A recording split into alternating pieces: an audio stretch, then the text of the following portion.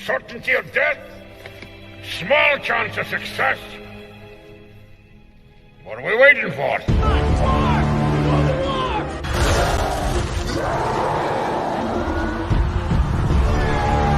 Fellas, I feel this is my lucky day.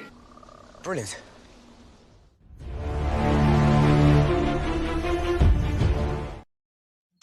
Hey, and welcome to another episode of Rankum. It's going to be a fun one today. We're going to be talking about the film scores of the 2000s. There's definitely a lot to choose from, and because we've got an even numbered people on the panel, whenever anyone nominates one, the person nominating their vote won't matter. It's going to come down to the other three to say yes, and if the majority of them say yes to it, then it makes the list. If not, then it just goes into the ether. But okay, introduce my panel. Over here I've got Midi. Midi, how's it going? Doing good, man. Doing good. I feel like I haven't seen you in like 20 minutes. It's heartbreaking to spend so much time apart. But no, I'm excited to be on this one. I know I have my list, and I know the other guys have their lists. And I can bet that there's going to be some crossover, but also definitely not going to be some crossover on some of them. But, you know, let's see what we got. Hopefully we don't make certain people in the fan community too upset with our choices, as we're not likely to do, obviously. We're 100% agreed by everybody. I mean, every list has become positivity and love, and everyone loves all our lists. Exactly. Nothing's ever missing. But next up, we've got Stephen. Stephen, how's it going? It's going well. Yeah, there's looking at my scores. I think the year 2000 is got to be my favorite year for music scores because I have a lot from that year. And last but not least, we've got Henry. Henry, how's it going?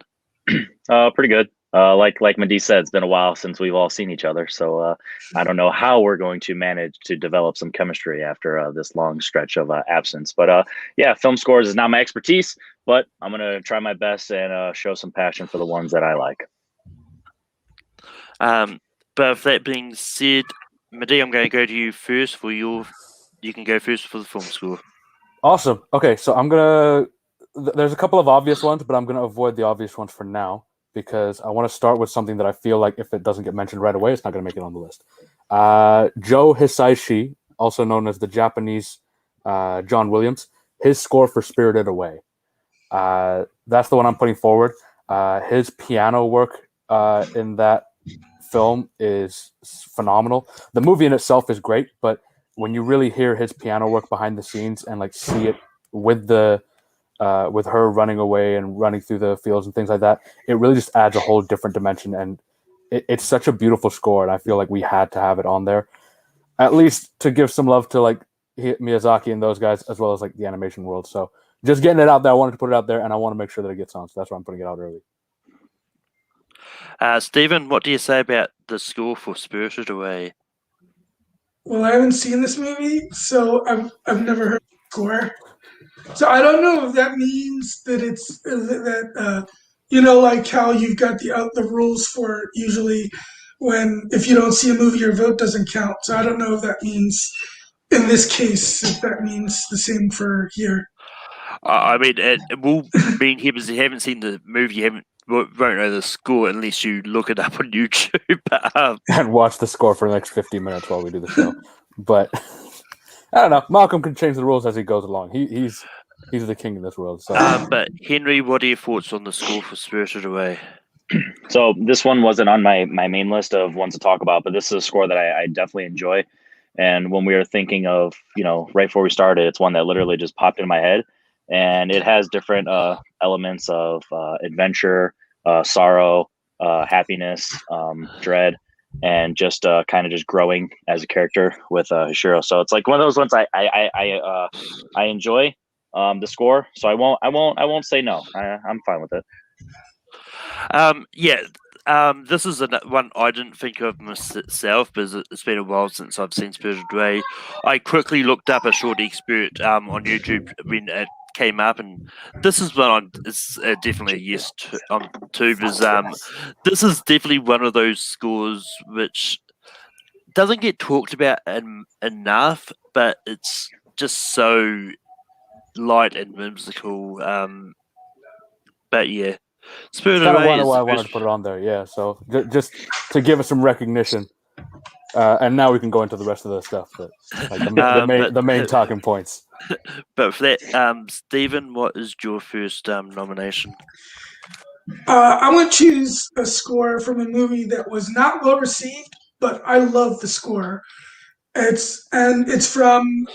I'm not sure if I'm going to pronounce the name right, but Ennio Morricone, and I absolutely love his score from Mission to Mars. Especially the last 10 minutes of the movie. I think the last 10 minutes of the movie, the score is just fantastic.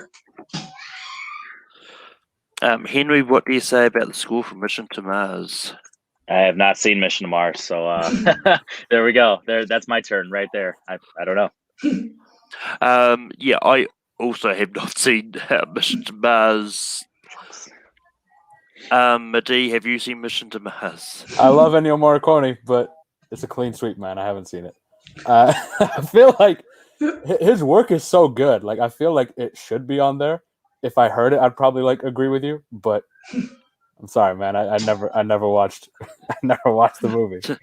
But with that being said, Henry, we go to you for your first nomination. So I kind of like the theme of picking movies right away that might not be 100%, the first that come to mind. So though I just want to make sure that I have the right person. Yeah. So John Williams, gonna get some representation from John Williams. Big Spielberg collab, but I'm going with Catch Me If You Can. It's a score that has like a Pink Panther vibe to it. It's nonstop.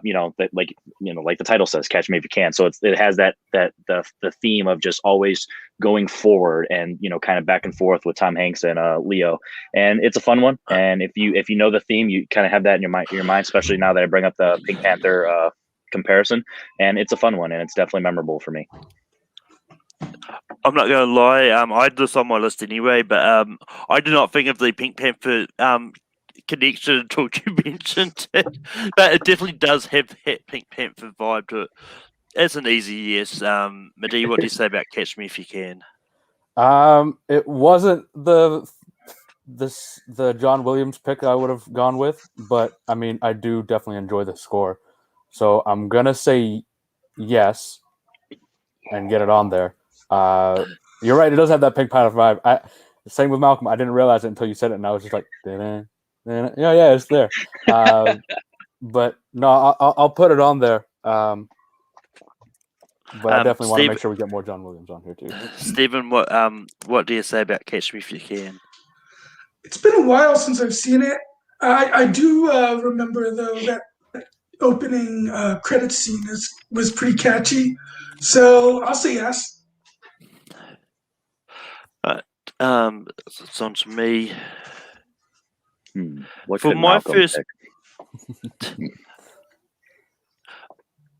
For my first pick, I'm going to go for an obvious one because why not? And anyone that knows me know where I live, know what I'm going to bring up. That's what I was talking about. I'm already saying yes. Saying yes. I'm bringing up Lord of the Rings: specifically Return of the King. Okay. I mean, I think the score over the whole trilogy is great. I think Return of the King has a lot of the better sort of themes and that they bring in. And I mean, Howard Shore's another one that could come up a few times over many other film score lists. But Return of the King is a great one. It won the Oscar for a reason. But yeah, Madi, what do you say about Lord of the Rings: Return of the King? I'm already saying. So for me, what I did on my list, I didn't really separate franchises as much because, especially with Lord of the Rings, the score really comes through all three movies in a really well-flowing way. Like Howard Shore does a beautiful job of, and they all kind of feel like one really long movie.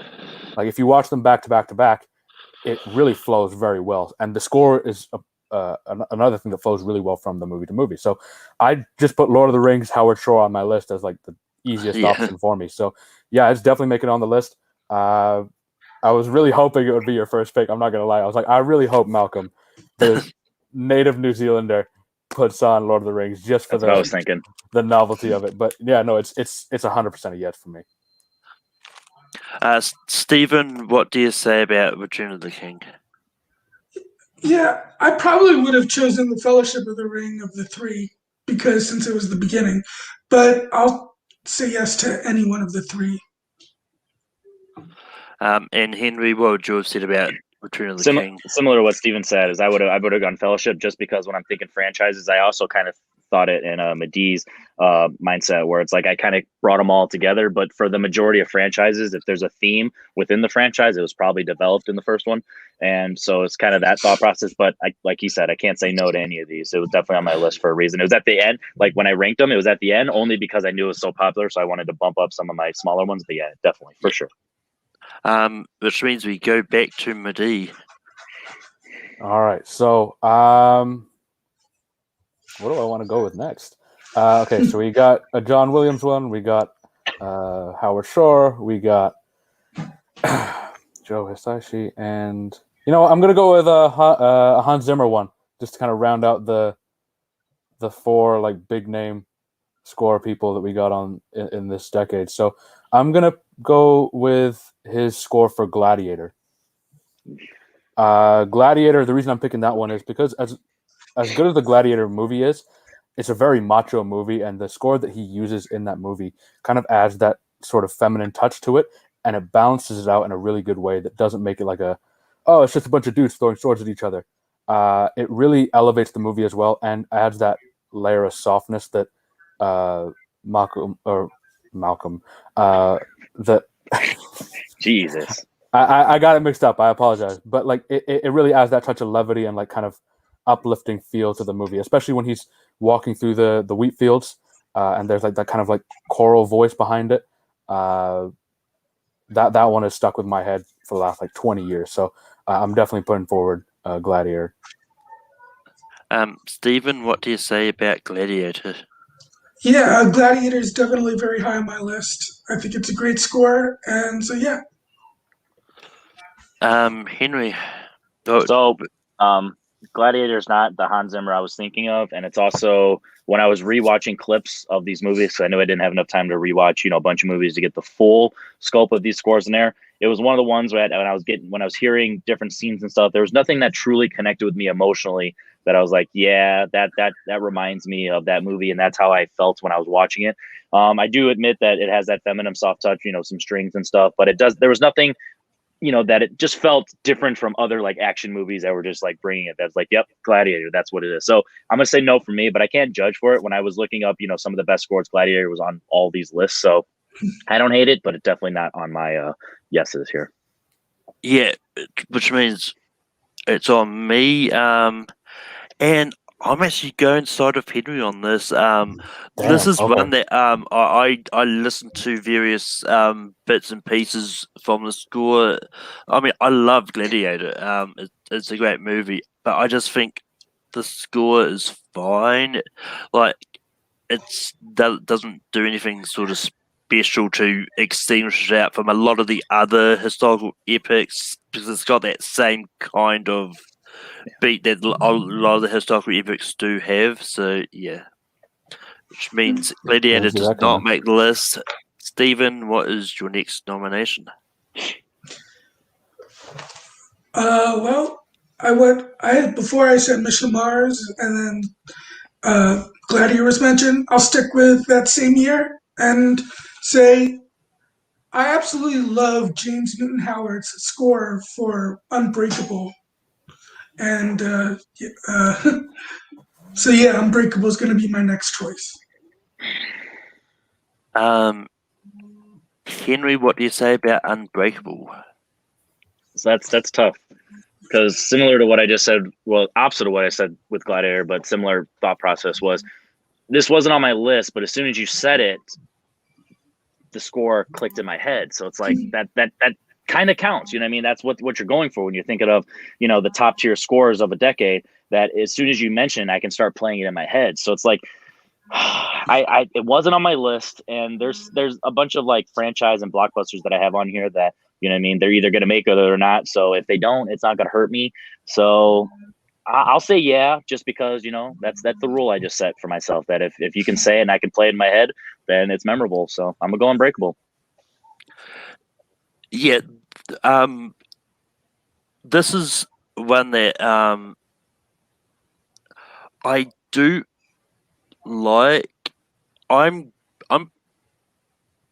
just actually, I'll go to my day. I was need time to decide whether I'm going to give it a yes or not. Damn it! I was Damn it. hoping you would I take wish I more was time running so I the could show. I wanted filibuster. to do that.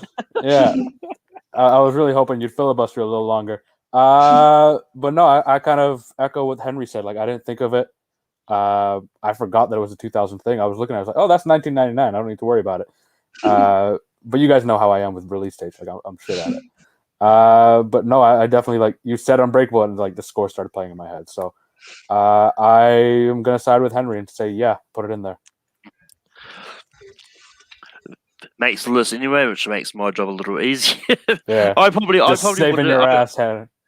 I probably would have given it a slight no. I mean, just for the fact there's a lot of other ones that I want to get on here over this, but I don't hate the fact that it's here. It is a good theme and just definitely unique to that movie, which means we go to Henry for his next nomination. All right, so I want to do another underrated one before I start talking about bigger ones or ones that are just more common. And I gotta imagine this is gonna get a no, but I want to bring it up. And it's Mulholland Drive. I love this score because it has that dreamlike feel to it the entire time. It really, you know, you never know what's real life, what's not, you know, what's creepy, you know, love based, little bit of action, a little bit of thriller. It has a lot of that into it, and it's one of those, like I said, it's dreamlike. So David Lynch really brings you invested in this story because of how the score sounds. I don't know who did the score sounds. Probably should have wrote all these down, but I really like that it, you know, it makes you feel what you're watching, and it definitely amplifies the story and the weirdness of it. So Mulholland Drive, I can't imagine people saying yes to it, but I definitely wanted to throw that out there. So Mulholland Drive in the dreamlike feel. The composer is Angelo Badalamenti. Either Malcolm looked that up real quickly, or he knew that off the top of his head. Let's go with he knew that. I actually looked it up because damn it, Malcolm.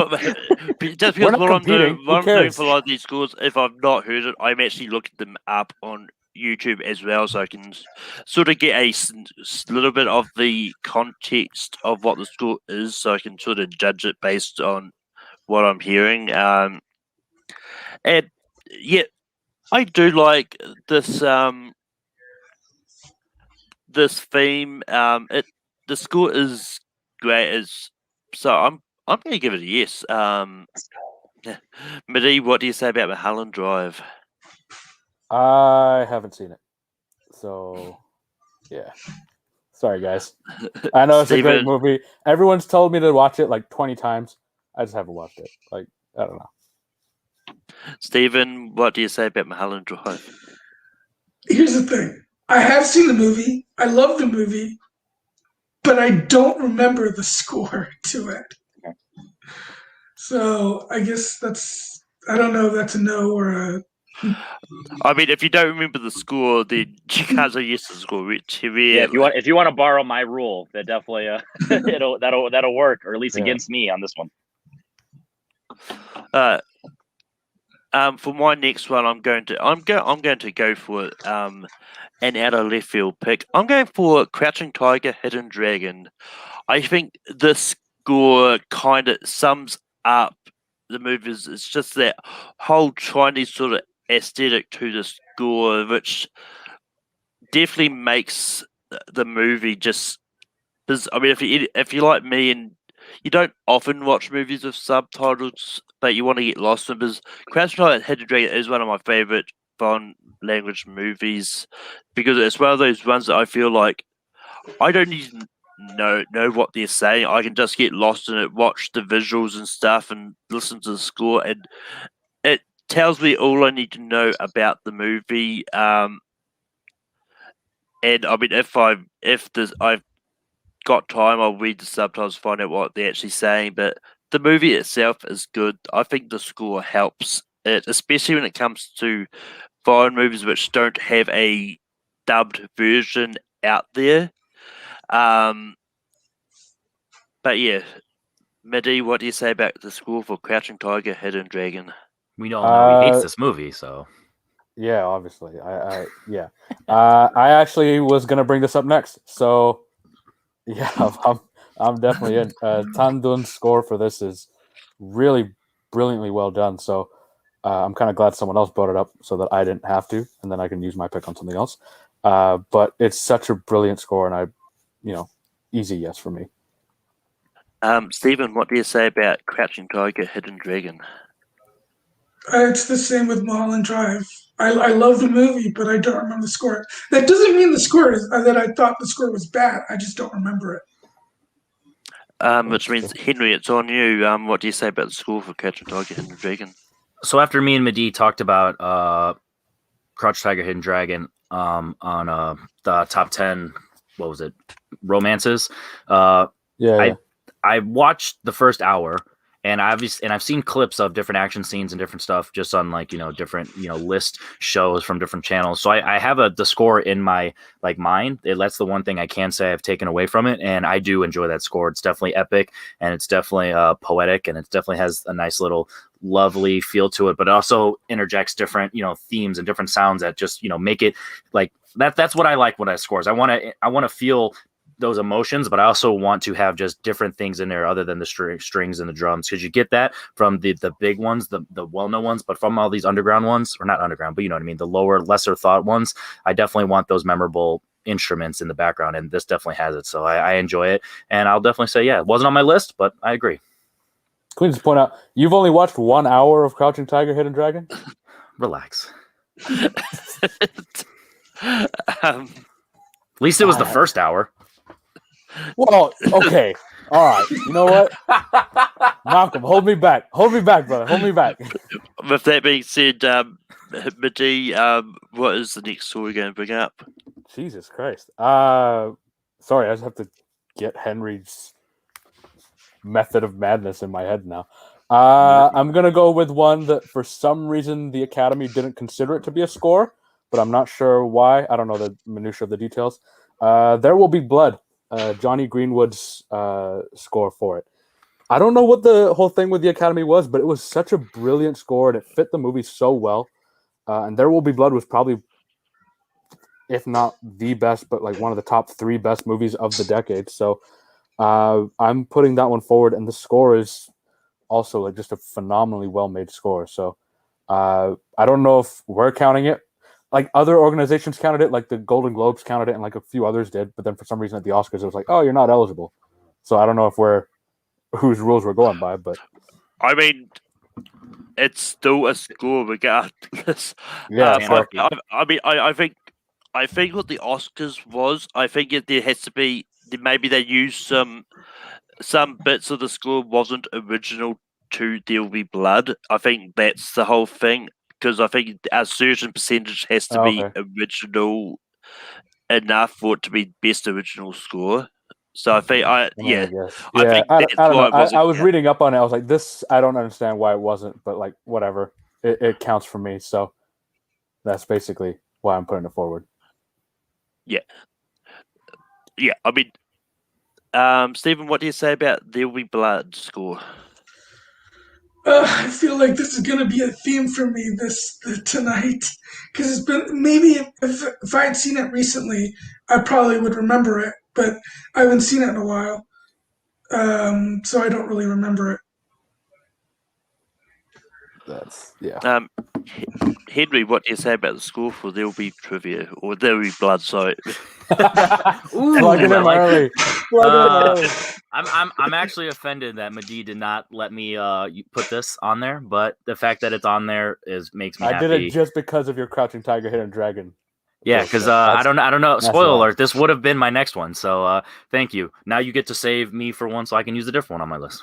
But obviously, this is a yes for me. It's one of those themes where it has different or one of those scores that have different themes throughout the movie, and it's character based. A lot of the times, it's similar to like we were talking about Lord of the Rings, how you have themes for like different characters, and you can just memorize it. So if you're familiar with the score, unlike Steven, then you just know probably what character is being referenced within that story, and it kind of you can close your eyes and be like, yep, that's that part of the movie, that's that part of the movie, that's that part of the movie. So I love this score, I love this movie, and unlike No Country for Old Men, this movie actually has a score, so it's better than that in score terms. So yes. Which means it's on me. And yeah, I'm going to say I'm going to say yes to this. I saw There Will Be Blood for the first time just recently. And the score is one of those things that I remember about the movie. I'll take it. Yeah. And enough. so yeah, it's and with that we go on to Stephen. All right. I'll go with "Remember the Titans" from Trevor Rabin. Damn. That's because that's one of those. Didn't the Olympics or something even used that score for that movie? I don't remember, but it's a great score. I think really memorable, and so yeah, that's my next choice. Henry, what do you say about Remember the Titans? So this is one of my favorite movies, and I'm just trying to think because obviously when I think of this movie, I think of the characters, the football, the performance, all that stuff, but I'm trying to think of the score just specifically for the standards of this. Because I know when I think of this movie, I don't even think twice. I know I love it for different reasons, but I'm like, is the score part of it? And now that we're talking about it, the first part of the score that comes to my mind is the scene when Gary goes to meet I don't remember his name right now, but meets the other linebacker's mom, and that scene where he's in the street, or no, when the other linebacker meets Gary's mom, he's in the street and a cop goes to pull him over or like talk to him, and he's like, good game tonight, or good game last night or whatever, and he was all nervous because he's a black guy and he just got stopped by the cops, and that score playing in the background just had that beauty. And so I didn't think of this beforehand, but yes, this is a great choice. I'm glad that it just clicked in my mind that the score is definitely a part of this movie. It's not just character based and acting and story wise. So the score was pretty good, and yeah, I'll say yeah. Yeah, this is another one that didn't jump straight to my mind. That jumped straight in my mind when I've made the list, but as soon as Stephen mentioned it, it's like, yeah, this is a pretty good score. I mean, it's good to see that people are capable of remembering the Titans. So it's been about 2 years, but now people remember it. But Madi, what would you have said about Remember the Titans? I didn't remember the Titans when I put it on this, but like, didn't they use this for like Obama's, like when he was elected, like the speech that he did? Like they used like the Remember the Titans score, like as he walked out or something. And then also in one of the Summer Olympics too. Like it's such a good score. I can't believe I didn't remember it. I'm like actually mad at myself. But yeah, it's I mean, it's already in, but I'm saying yes too. So, which means Henry, we go to you for your next nomination. All right. 1, 2, 3, 4, 5, 6. We already have 7 on there, so I got to make sure I get my favorites on there first. I'm going with Pan's Labyrinth. This is a score that just the lullaby feel to it, similar to Mulholland Drive, where it's themed like it's just a lullaby, and it has that fairy tale theme to it, but also has the darkness. Whenever you have Capitan Vidal, just whenever he's doing anything crazy, just everything that goes on, and then the scene with the pale man, how it's gloomy and it's scary, and it really sets up everything that's going on in the atmosphere. And I love this. I love this score. It's fantastic. Whenever I hear at the very end of the movie, without getting into specifics, I know a lot of people are afraid and allergic to foreign films, that whenever everything that happens at the finale of the movie, the score just 100% raises up the vibes for the movie. And Pan's Labyrinth is fantastic, and the score is it's my number 2 on this list, so it's definitely up there. Yeah, after just listening to the Pan's Labyrinth score, I think it's good. It's also one of those ones that looking at it's on my list already. I've got a lot more on there I like better than the Pan's Labyrinth one, so I'm going to say no. But Madi, what do you say about Pan's Labyrinth? Yeah, I'm kind of echoing the same thing as you, Malcolm. Like, I definitely like the score, but I think there's a lot of other scores that I'd be remiss if we didn't at least mention to try and put on there. This is like the first one that I'm like, damn, no, I can't put it on because there's not enough room. And like now we're kind of getting into like we really just let everything in basically up till now, but now we got to like really start being snippy about like what we put in. So if you had mentioned this first round, I would have said yes, but now because there's less spots open, I'm gonna have to say no, unfortunately. Stephen, what would you have said about Pan's Labyrinth?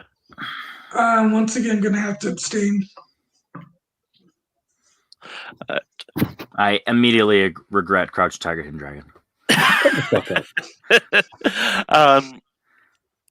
But it's on to me now. Fuck, I'm crushed. Henry, are you gonna cry? I'm thinking about it. It's been a while. I think it's about time for me to bring up another John Williams score.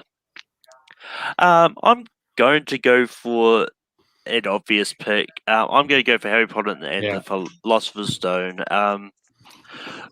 Look, this is one of the franchises that you can't just go all franchises because it's not all John Williams score. So which is why I'm picking the Philosopher's Stone specifically. And I think his score for the Philosopher's Stone and even Chamber of Secrets, I can't remember if he did Prisoner. I think he did, but that's another story. It's just very whimsical and just fun, and it's one of those ones that when you're listening to it, it does have shades of. He does reuse beats from other scores he's done in the past, and it's just yeah, it's just a lot of fun to listen to. It's one of the scores that I listen to if I'm just bored, don't really want to watch anything. I'll just put on the score for Harry Potter and just listen to it. But Madi, what do you say about Philosopher's Stone? I mean, if you look at that movie, theatrically without the music, it's not as good. Like I rewatched them recently, and Philosopher's Stone is not as great as I remember it. But the score behind it really does carry a lot of weight. And as brilliant as John Williams is, somehow he actually created magic with like a pen and paper and a bunch of instruments. Like I don't know how he does it. Like the dude's fucking immensely talented, and this is one of the scores that like even to this day I haven't like. It's one of those things that like still plays in my head. Like yeah, like I'm saying yes. Stephen, what do you say about Harry Potter and the Philosopher's Stone? Yeah, the scores to these movies tend to be the highlight, or one of the highlights of them. So, although I don't really remember some of the later Harry Potter scores, but the earlier ones, the two John Williams are a lot of fun. So I'll say yes. Henry, what would you have said about Harry Potter and the Philosopher's Stone? I'm glad it's on there, so I can spitefully say no. It's on my list, so I definitely, it was one of the ones, the bigger name franchise or blockbuster ones that, I was hoping or I was assuming was going to get referenced anyway, and I'm really upset that I can't get Pan's Labyrinth on there. So whatever. You'll get over it. When you watch the second hour of Crouching Tiger, you'll get over it. I might hate it even more now. But of that, Madi, we go back to you for your next nomination.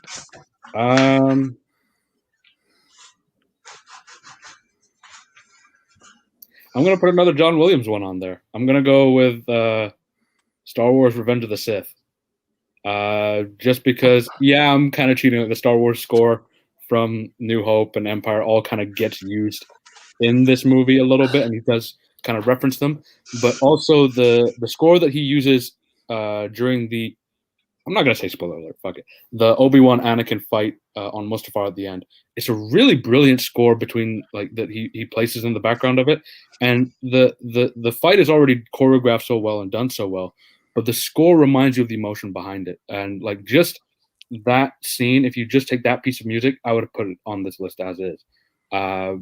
But John Williams' work with 30 years later, still being able to convey the emotion of Star Wars characters like Obi-Wan and Anakin during a fight is one of the reasons I want to put this forward. Stephen, what do you say about Star Wars Episode 3, Revenge of the Sith? I didn't put any of the Star Wars any of the two. Well, I guess technically there was a third one, Star Wars movies on my list because most of the memorable stuff that I can remember are from the previous Star Wars movies. So for that reason, I'm gonna have to say no. Henry, what do you say about Star Wars Episode 3, Revenge of the Sith? Well, since unfortunately the best prequel is in the 90s. So. in terms of the score, I would agree. Yeah, what he did with the score in Phantom Menace was brilliant. But especially in that 1999, fight. All right, exactly. Well, no, but I mean that is true. But I was just making a joke on it. It was the best prequel movie. I like it. But anyway, nah, I can't do it. There's just too much Star Wars things that carry over, and there's not enough original material within the franchise to give it that. So I mean, it's not like it's a bad score by any means. But if we're gonna go with franchises, I just can't pick that one. That's fair. I'll give it. And no Pan's Labyrinth. So fuck you. This whole list is just going to be me saying fuck you to Henry and him saying it back. Just for that. But yeah, I probably would have given Revenge of the Sith a slight yes. But it's one of those ones that I also agree with Henry as well that there really isn't a lot of like original stuff he composed for Revenge of the Sith. A lot of it is reused bits, with the exception of the Anakin Obi-Wan fight at the end, which I think is one of the bigger original segments of that. But when we inevitably do another decade of film scores, then there will be a Star Wars one pop up at some stage. If it doesn't, then I'll be worried about people. Probably like if you do an 80s one, it would be in there. Yeah. I would say Empire would be the best choice of the three. Stephen, what is the next score you're bringing up? Let's see. I will. Well, you know what? Since Gladiator was turned down, I will go with another Hans Zimmer score from not only the same year but the same month. They only came out a few weeks apart, and that is I know people crap on this movie as like the only like really bad one in the franchise, but I think his score for Mission Impossible 2 is great, and that's going to be my next one. Henry, what do you say about Mission Impossible 2? Fun fact, I have not seen 2. I've seen 1, 4, 5, and 6. So I haven't seen 2 and 3. But based on just what we were talking about with a lot of these films, I can't imagine that there's enough original score of the Mission Impossible theme to supersede the original and be more memorable to actually warrant it being on the list. I respect it having a mention because, if you said it's Hans Zimmer, I didn't even know that. But I'm sure he did enough goodness to make it decent, but I can't imagine that it would be better than the original and have enough originality to it.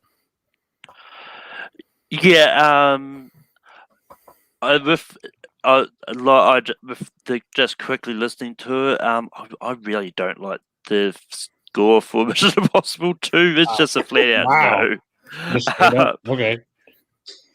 Midi, what would you have said about Mission Impossible 2? I have seen the movie. I remember sitting down to see it, and then I blanked out. Like the movie was not good at all. You don't like parkour on rocks? If it was done better, sure. I mean, these movies have gotten better over time, but for me, I kind of echo a little bit of what Henry said. Like I don't remember anything from that particular score that's as iconic as like the main Mission Impossible theme, and that was from the first movie, right? So I I'm Well, gonna it's from the say no TV as show. well.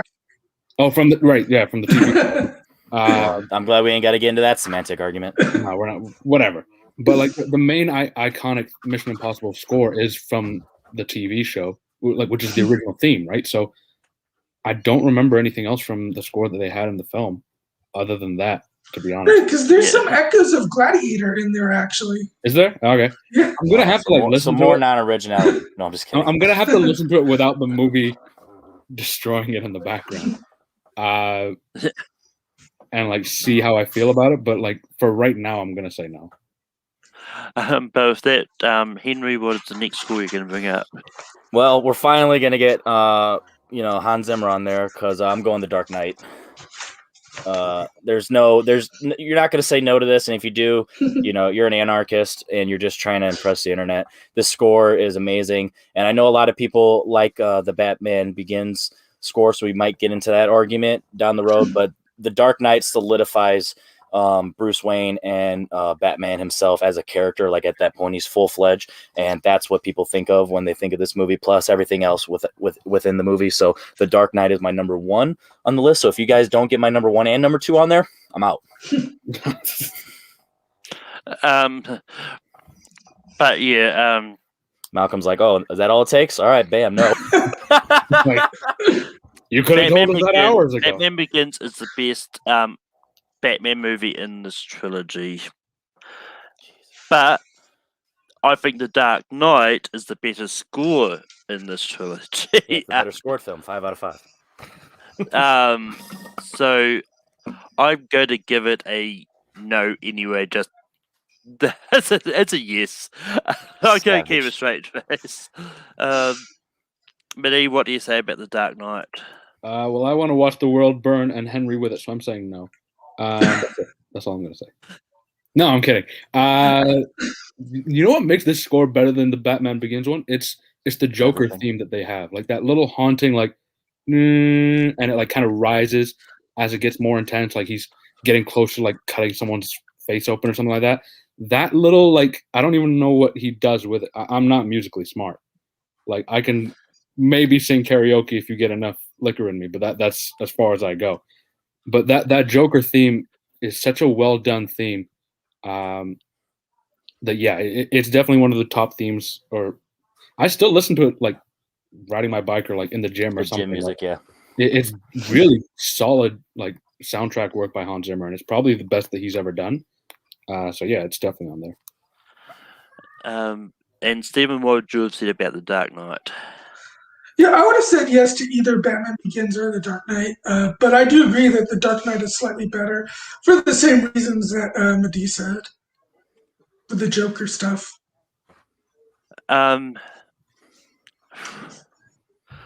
It's on me. I don't know which way. How many do we have now? 1, 2, 3, 9.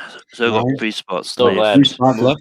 So glad movie 43 is in the 2010s. We don't even have to talk about that. Oh my god, yeah, that was a real close one until I realized what year it came out. It's buying you some time, Malcolm. I mean, the score itself wasn't good in movie 43 anyway. I thought he was about to say something positive. I was going to cry. Such a beautifully well done score. It made me cry. But yeah, looking at what we've got a lot of live action movies. We don't have an animated one yet. I'm going to bring up an animated We one. have Spirited Away. Spirited Away. But yeah, I see where you're going. Scroll up high enough. Scroll up, Malcolm. Scroll up. Don't change your mind, though. Pick it. Spirited Away looks live action. It really does sometimes. Good save. Good save. I'm proud of you. Yeah. That works. Those pigs are really realistic. But the animated score I'm going to go for is The Incredibles. This is the best Fantastic Four movie that everyone keeps bringing up. That's not a Fantastic Four movie, but I think The Incredibles score is really good. It's got all the like superhero themes you kind of expect from a superhero movie. It's just the score itself is just incredible. And Mehdi, what do you have to say about The Incredibles?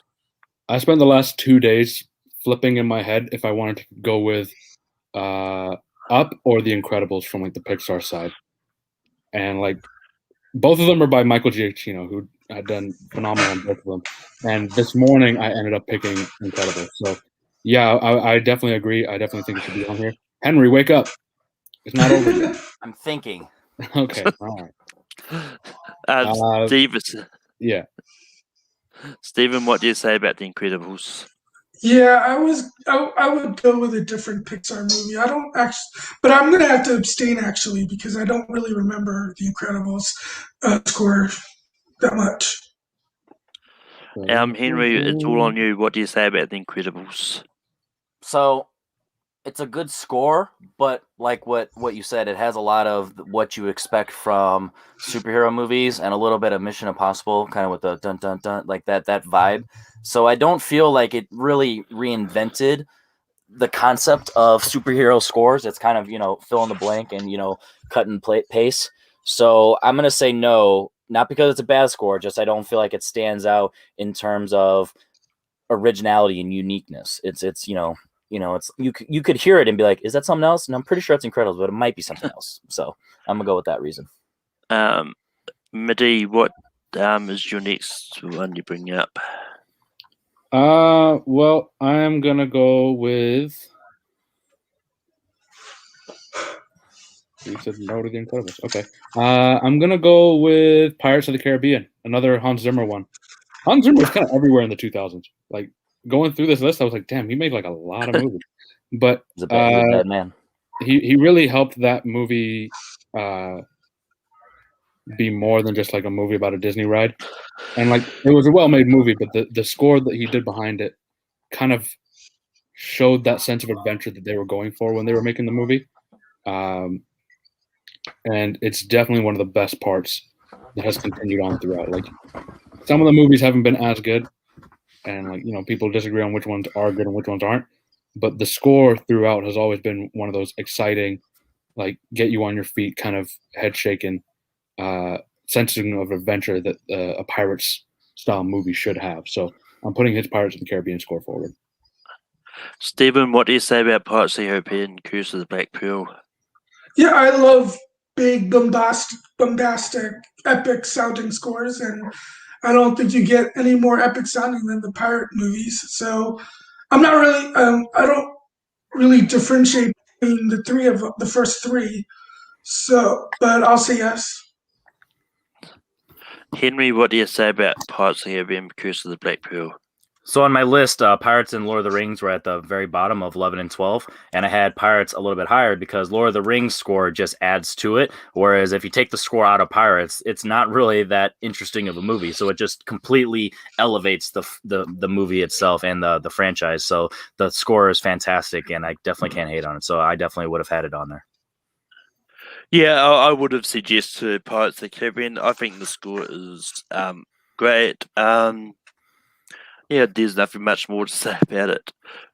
We're barreling through this. Stephen, what is your next score you're bringing up?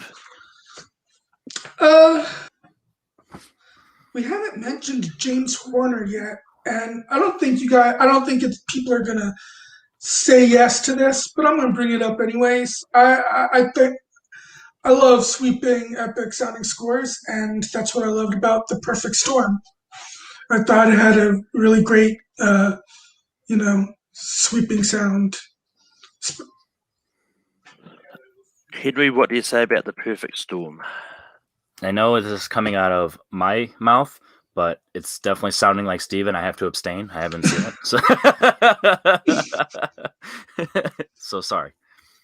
But Midi, what do you say about The Perfect Storm?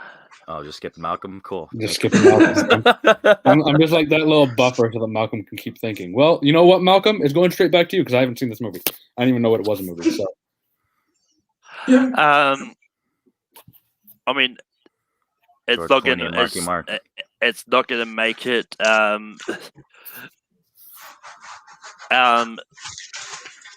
This is.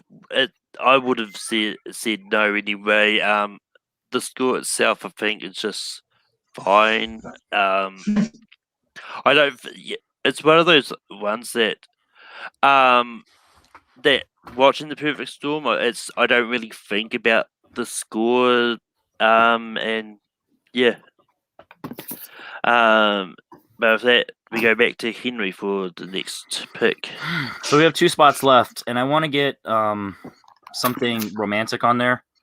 So I have 2 that I can choose from, and since we already talked about the studio one, so I'm going to go with the other one, and then maybe we'll come back to the studio for the other one. I'm going to go Brokeback Mountain. This is a score that just has nice, subtle background music, and that lovey-dovey feeling of what you're going for, the romance, and you just feel, it's just the two men up in the mountains and going back and forth when they're visiting in the towns, and it just has that theme of when they're together and whenever they're fighting or whenever they're arguing or whenever they're working on the mountain. It's always in the background, and it just has the memorable moment of when Jake Gyllenhaal's character goes back to visit the family, and he gets the shirt, and it's one of the things that I don't know, it just invokes emotion, and it just the guitars are just so beautiful, and it just has nice little strings, and it really when you think about it or when you're listening to it, it just really brings out that emotion. So I got to go with the emotion on this one between the 2 that I'm picking, and it's going to be Brokeback Mountain. But yeah, I think the score for Brokeback Mountain is fine. I'm probably going to give it a slight yes. But yeah, I know Madi is here. He just turned off his camera. But he may have disappeared to go somewhere. I'm here. I can't find my damn charging wire for my laptop. What do you say about Brokeback Mountain? I don't remember the score. So, I mean, I remember the movie pretty well, but I don't remember the score being something that I look back at and be like, oh, that was really impressive. Like, the score was really beautiful. So I'm going to say no, just kind of based on Henry's rules, right? Like, I don't remember the impact that it had on me. If I listen to it again right now, maybe I would, but like just for right now, I'm going to say no. Which means, Stephen, it's on you. What do you say about Brokeback Mountain? Yeah, I'm in the same. I don't remember the score. I remember the movie. I just don't remember the score. I do suggest checking it out, especially watching one of the scenes of one of the sad scenes, or just one when they're starting to really connect, and you're like, wow, that really does, it just goes beautifully with it. It's very poetic. So it's on me. I'm going to go for another romantic movie, and a score that definitely fits in the era that this movie is set. I'm going for Pride and Prejudice, and this is one of those ones in which the score definitely fits the theme of a period piece, especially when it comes to Jane Austen's. It's just one of those really simple scores that just stays with you when you watch it. And it's one that it's subtle enough that you don't always think about it, but it's also memorable enough that at the same time. Madi, what do you say about Pride and Prejudice? I hated this movie. I really didn't like it. I remember the score being nice. Like, I enjoyed the music behind it. It was like one of the saving graces, that and Keira Knightley's performance. But yeah, I don't know if I'd put it in my top 12 of the decade. If I listen to it without the movie ruining it, which I feel like I've said more than I should, I might think differently of it. But in the context of the movie, I didn't really think anything too much of it at the time. So I'm going to say no. Stephen, what do you say about Pride and Prejudice? Yeah, I remember, same thing. I remember the movie, but I don't really remember the score. And Henry, what do you say about Fantastic Mr. Pride and Prejudice? Way to skip to your next one.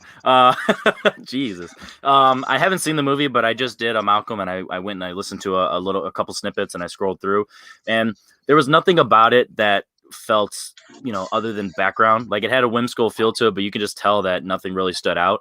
And if we were going to go with some background music that just, has a vibe, then we should have went with Brokeback Mountain. So I just can't justify picking that at all, let alone over Brokeback Mountain. But Midi, what is your next nomination? Oof. A laptop charger. I'm kind of torn between two of them. I'm gonna go with the one from Requiem for a Dream. I don't know if you guys remember like early days YouTube, but like the Requiem for a Dream soundtrack was on like every like highlights video for like any major sports player. Like it was like, Dwayne Wade highlights, and it was like the Requiem for a Dream soundtrack in the background, like the like high violins and things like that. So, and it's definitely one that like really, even to this day, like if you think about, spoiler warning, I guess, the scene where the fridge is kind of moving and things like that, it's definitely a haunting theme at that point too. So it's not just the one song that stuck with me. It's kind of a few different ones throughout the movie. So I'm going to put it forward. I know this is like a early 2000s movie, so I'm hoping I didn't steal one of Steven's, but yeah, I'm putting it forward. Steven, what do you say about Requiem for a Dream? I haven't seen the movie, but I kind of expected this to come up because I know it was a big deal at the time. So I listened to a little bit of it, actually, almost right before this, and yeah, it's pretty good. So I'll say yes.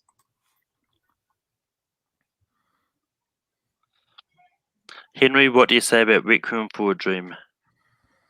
So there's not enough on my list that I'm in a spiteful mood, and I haven't watched it enough to remember going into this. So I just watched a little bit similar to what I just did Pride Prejudice. Now that I understand how Stream Yard works, that I can listen to stuff in the background and you guys won't hear it. So it reminded me that it is pretty good and it stands out and it's not just background.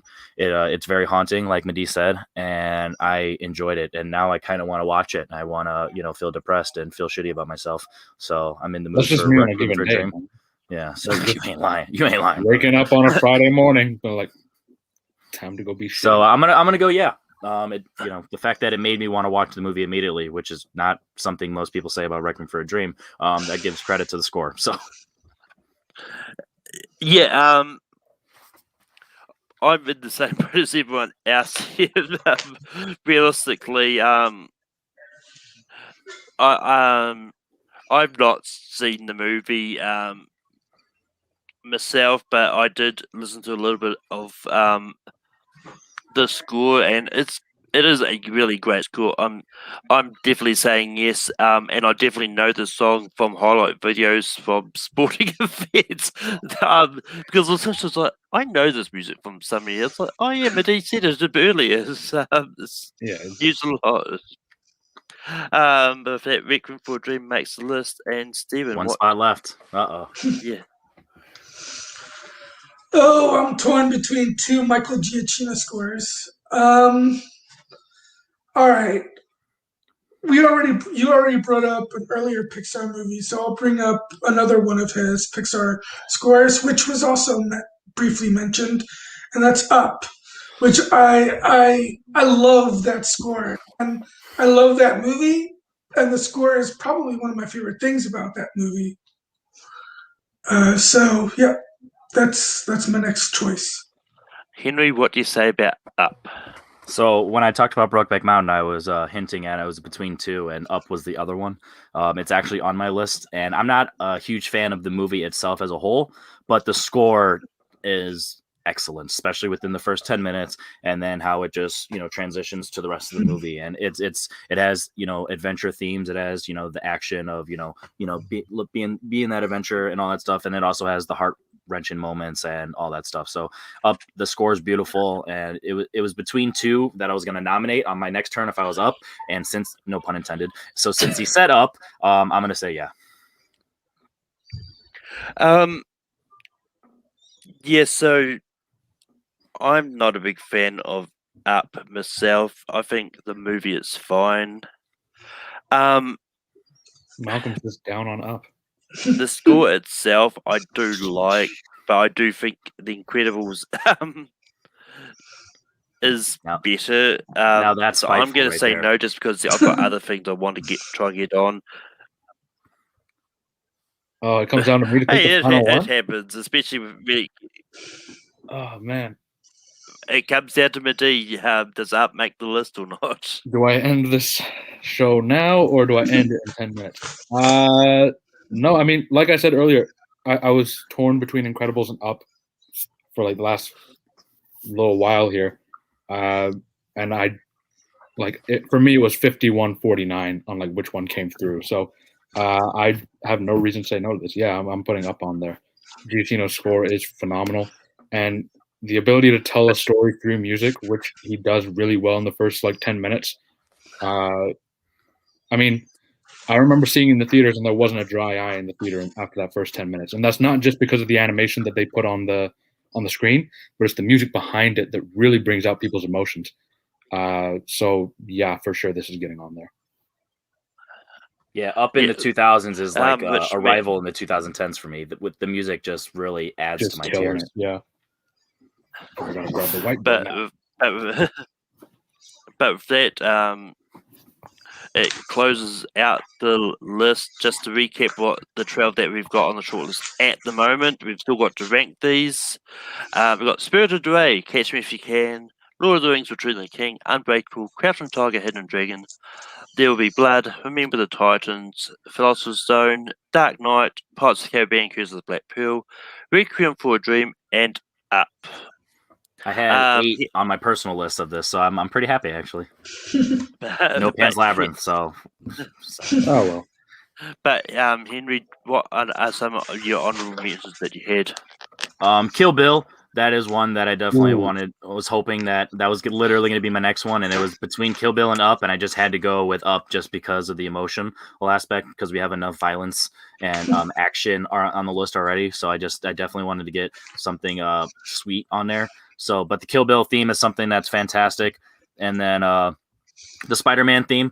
It's one of those where when you think of Spider-Man becoming Peter Parker becoming Spider-Man, that theme definitely adds to it. Inglourious Basterds, another Tarantino. That's just so much fun in the background. If you can't think of any specifics, then it's really not going to click with you. So it's not really why it was one of the first ones. But for me personally, I think of a lot of stuff when I think of that. And then last, Eternal Sunshine of the Spotless Mind. It's another meandering one in the background that just adds to the tone of that movie. So if you know it and you can connect to it, you'll definitely understand. But if not, I totally get it. I'm pissed at myself. I did not think of Spider-Man at all. Yeah, well. But other scores I had on my list, I had A Beautiful Mind, I had Monsters Inc., I had Big Fish. I think this was great in that. I had The Hitchhiker's Guide to the Galaxy. The first Iron Man I thought was great, and my flub from earlier, Fantastic Mr. Fox, was going to be my next nomination. I was refreshing myself by listening to the score on YouTube, then I just forgot what I was talking about. But yeah. But did you have any honorable mentions? You guys actually mentioned basically all of mine. I mean, I had Spider-Man on there. I had Eternal Sunshine of the Spotless Mind. I did want to mention Hitchhikers, but I felt like a big part of why I love the music in that is also the Dolphin song. And I wasn't sure if we were going to count that. So I didn't want to put it out there if that wasn't going to count. But those are my 3 that I didn't get to mention that I would have liked to have mentioned. But yeah, Sunshine of the Spotless Mind and Spider-Man were definitely the 2 that I was like, if we got space, I'll put them on there. But, I love how you said that backwards. Sunshine of the Spotless Mind. you know what? Who cares? Like, Stephen, what honorable mentions did you have? Well, the other Michael Giacchino score that I really love is Mission Impossible 3, especially because some of it reminds me of 2 of my favorite TV shows that he does the music for, Lost and Alias. Man, if only you would have picked that instead of 2. I actually remember the score from 3 instead of the one from 3. Yeah, I guess I should have. Yeah. But then I wouldn't have gotten on, so... But I meant instead of 2 earlier, a long time ago. Yeah, you never know. Yeah. But yeah, keep going. My bad. Meet the Robinsons. I think that's a very enjoyable show. National Treasure. Those are fun scores. I don't think we have Alan Silvestri at all on this list, and I loved his score for Castaway. I thought about it. And- It was on my long list. And Sunshine, which is a movie I vaguely remember, but the score I do remember, and it was great. Another one that I just remembered that I didn't mention is the first Sherlock Holmes scored by Hans Zimmer is another great one. Oh yeah. Okay. Man, that's But all we with need. that- More Hans Zimmer on this list. I told you, man. He was everywhere in this decade. Like he just didn't stop working. I mean, both. I mean, I think just about all the composers that they can have separate lists too. I know that I've got plans to do a John Williams and Hans Zimmer one at some stage. Yeah. Smart. But with that being said, it's time to vote. Hopefully, we don't get any ties because we don't have it. I don't think anyone's in the chat to help break the ties, so I'm gonna have to go to a wheel. But Madi, what do you have for 12? For 12, I'm gonna go with Unbreakable just because it's one of those ones that I didn't think about right away. So I'm gonna write that down on my board here. Stephen, what do you have for 12? I'm gonna with Catch Me If You Can, just cause it's I don't think it's quite as memorable as some of the other ones. Henry, what do you have for 12? Pan's Labyrinth. I mean, Crouching Tiger, Hidden Dragon. Which means we've got full range. Even so, I put up. Fuck's sakes. All right. There's no one in the chat right now. Not that I can see. I mean, if there is anyone in the chat, drop a comment. I will see it. You must have put my name in the title. They're like, nah, I'm good. So are you gonna do a tie between the 4 that we chose? Yeah.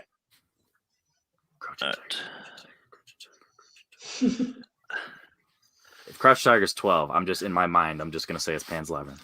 I'm okay with any one of them except Up. Yeah, I don't Alright, want so- Up to be number 12. I feel like it Yeah, definitely deserves a higher Yeah, spot. that was actually more spiteful than my Crouching Tiger vote that you picked Up because it was Incredibles. If we don't have any, I will say I was picking between Unbreakable and Catch Me If You Can as like my number. Oh wait, no, actually I love the Unbreakable score, so I wouldn't want that one. Yeah, don't spoil your potential 11 and 10, guy. Well, I'm just saying, like, if we don't have anybody and we have to like say what order we were going to put it in, I was going to have Unbreakable 12 and then Catch Me If You Can as 11. So I Yeah, wouldn't but now be you're mad. spoiling your potential 11. Yeah, who cares? I'm willing to chat. switch mine to Catch Me If You Can to get the show moving. But I mean, it's up to you if you want to. I've just got the wheel finished, but at that time it took for the chat to happen. Okay. All right. Well, I'll let you do it. And if it ends up being Catch Me If You Can, I'll just say it with my vote. Son of a bitch. All right, you know what? Malcolm, was that wheel primed? What the hell, man? What kind of app are you using, Malcolm? Malcolm's Savage. That's a weighted wheel.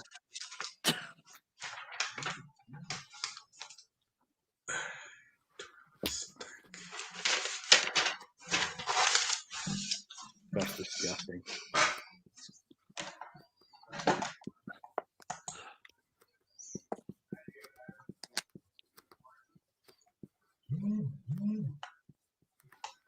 If we look at that footage in like 10 minutes, it'll just be like up, up, up, up in all 4 quadrants. No, I definitely I Hawkeyed that, and I was like, those are 4 different ones on there. I mean, Madi had every chance he could to say he was going to change his I was this close. I was like, please just make it like Unbreak. I was holding out hope, and now I just wish I did. But Stephen, what do you have for 11? I'm keeping Catch Me If You Can. Henry, It's gonna be up to you, Malcolm, because I went Crouching Tiger. Unbreakable. Boom. Ha!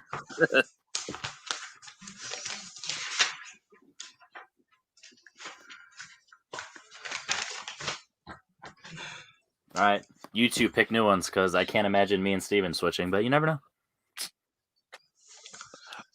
Maybe Steven's like, well, if it can't be 12 or 11, now it's 1. Wait, what?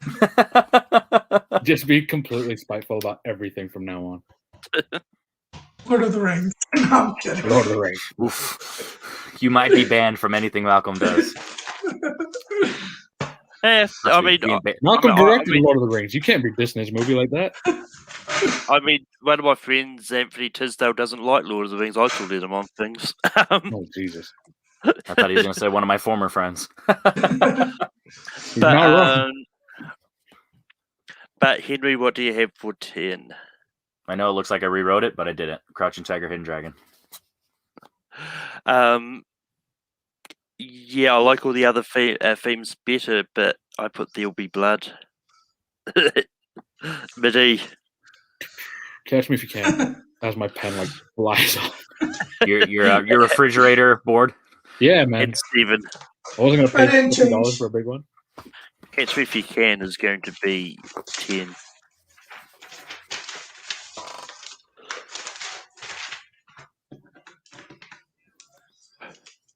Watch us tie again here.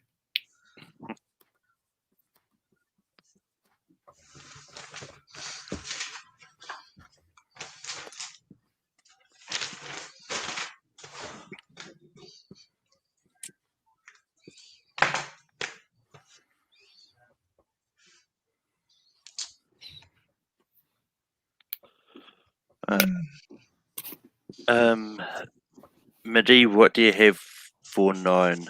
I won't remember the Titans. Steven. Since I don't like to vote for things that I don't remember or haven't seen, I went with Harry Potter. Henry. Crouching Tiger, Hidden Dragon. I put There'll Be Blood. I almost went with There Will Be Blood, but it's like I don't remember the score, so I don't like to do that. That's fair. Alright, so we've got another tie, I believe, isn't it? Let's see if you guys want to switch Crouching Tiger real quick. No, I'm good. I would have the same problem with as There Will Be Blood. I just don't remember the score.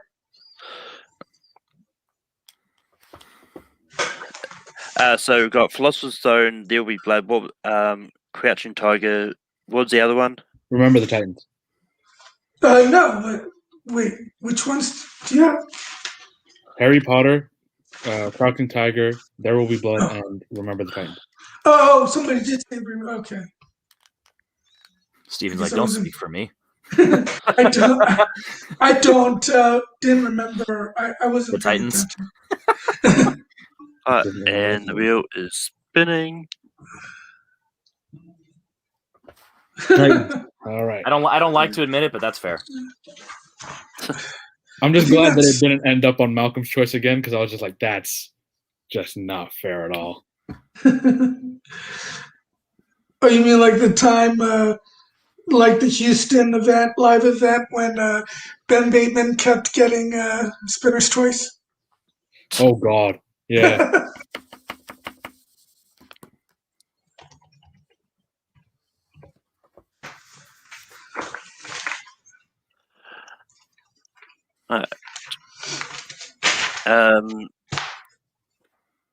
But Henry, what do you have for 8?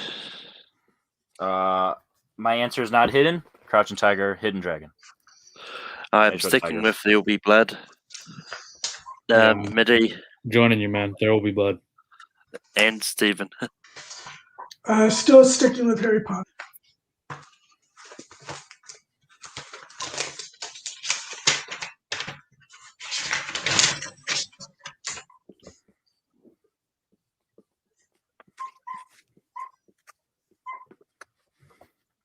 Damn, 8? That's rough. You guys are crazy. Watch the whole movie, and maybe you'll have an appreciation for it. People tell me that all the time that I'm crazy, so I'm used to it. I think being a streamer, just everyone's going to say it at some point. I think I definitely spelt this wrong. That's close enough. All right, I think I know what you're talking about. Yeah, there's only one. There's only one, but no, there's a lot that you would believe I spelled wrong, but that's fair. He's probably misspelled the word yeah. Probably misspelled up. Missed up. I misspelled the word up. I put a Q in there somewhere. Midi, what do you have for 7? Requiem for a Dream. Oh, that wasn't the one. Steven. What did you think it was? I haven't changed. That one. Philosopher. Henry, what do you have for 7? Fair. Yeah. Hidden Tiger, Crouching Dragons. I went Spirited Away. I like the score, but I like the others better. All right, spin the damn wheel again. Hey, in my Great defense, one. I probably would have went Spirited Away a lot sooner if Crouch Tiger would have been gone. But I can't. I got to stick to my guns. You at just this hate point. Asians, don't you? Hey, Like still. anything Asian, you're like, get it out of there. It's not true. I like Old Boy. Parasite. Thinks about it for a second. What Asians do I like? You're technically Asian. I like you. First, when we're talking about movies, The Raid is cool. Oh, just First movies, one. right? Yes. So we've got Requiem, Philosophers, Crouching Tiger, Spirited Away.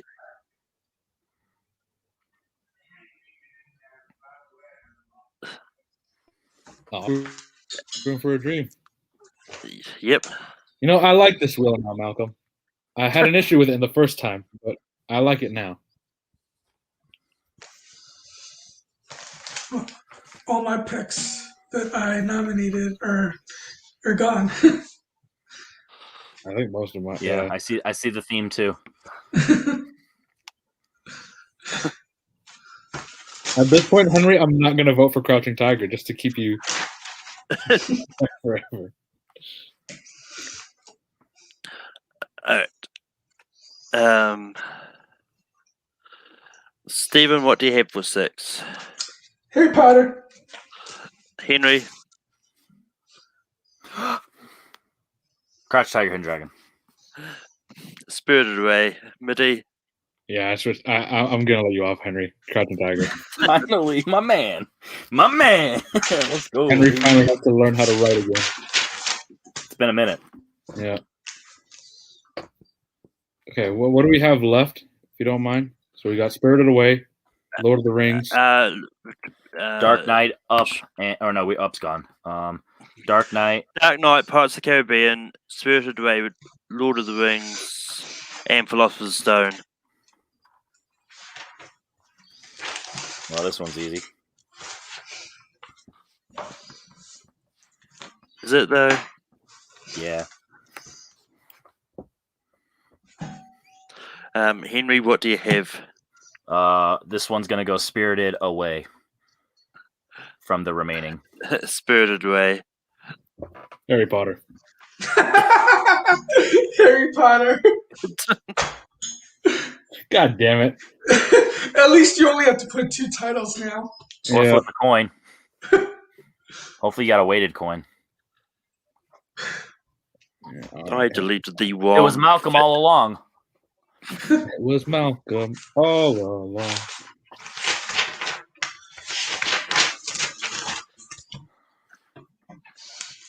I'll put a heart in front of the eye. Just because it's only 2 options, I'm going to put on some extra ones.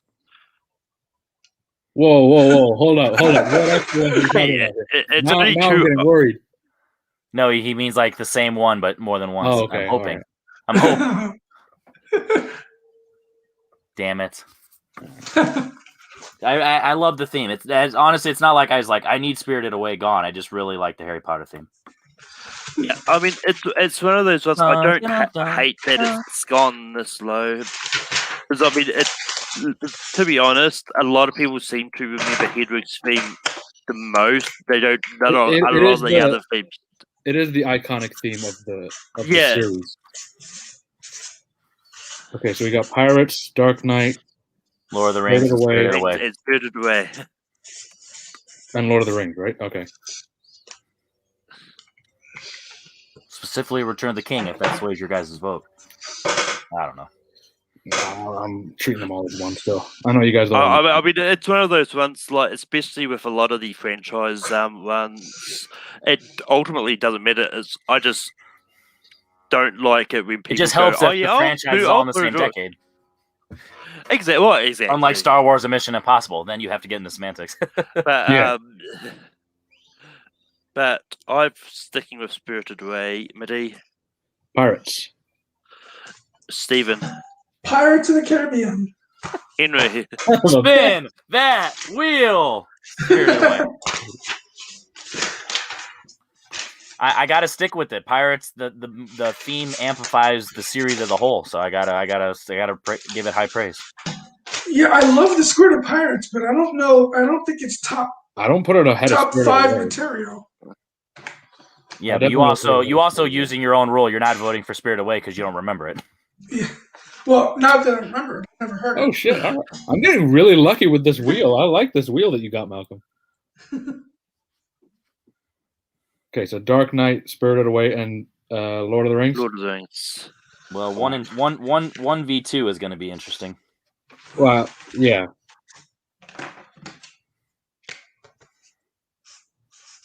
We should just screw the internet up and just make Spirited Away 1 now. Just at this point, I'm all right with that. It's a beautifully done score. I mean, clearly the wheel wants Spirited Away higher. Stephen, what do you have for 3? This is tough between the Dark Knight and Lord of the Rings, but I gotta go with the Dark Knight. Henry. Spirited Away. Spirited Away. Midi. Yeah, I gotta say goodbye to it too. Spirited Away.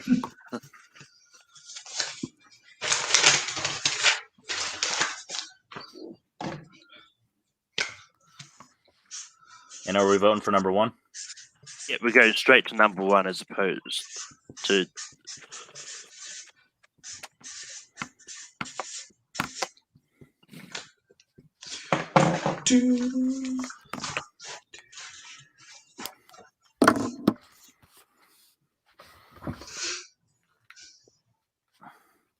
I gotta start stretching my rotator cuff. I can't really get that full extension. Just hold it like right here. What's wrong with you? It's a reference. Henry, what do you have for number 1? The Dark Knight. Midi, what do you have for number 1?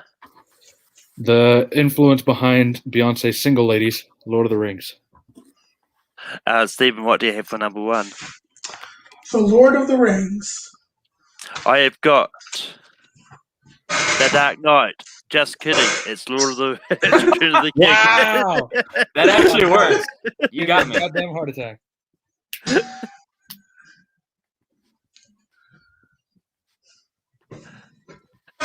If I did stick with Lord of the Rings, it would have been decided by the wheel. You should spin it just in case, just to see what it would have been. What I fate? mean, Nah, then you'd let's have to be make a real wheel. here. All of these scores are really fucking good. Yeah, Crouch Tiger's not that great, but yeah, everything else is pretty good. Okay, so we're muting Henry now. For the rest of you guys, But just for fun, I'm actually going to do what Yeah. you suggested. Now, realistically speaking, while he sets up that wheel, Madi, of these 12, where would you put Pan's Labyrinth if it was on here? Like if you just had to insert it. if I had to put it in, Yeah, if you had to insert it, so essentially it's going above and everything behind it's just going to shift up. So up's off the list in this scenario. Sorry. I make the rules. Do you need a reminder of the 12? The order? I'd probably put it like either right next to or right above Requiem for a Dream. Honestly, That's what I was thinking in that. like if I was gonna like put it on the list that we got right now, that's probably where I'd put it in.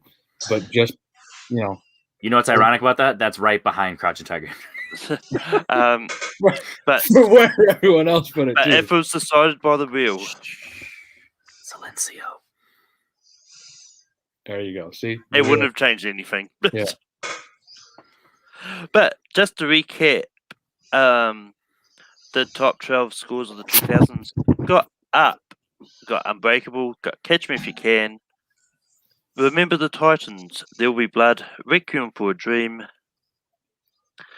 Crouching Tiger, Hidden Dragon, Harry Potter and the Philosopher's Stone, Pirates of the Caribbean, Curse of the Black Pearl, Spirited Away, Dark Knight, and Lord of the Rings, The Return of the King.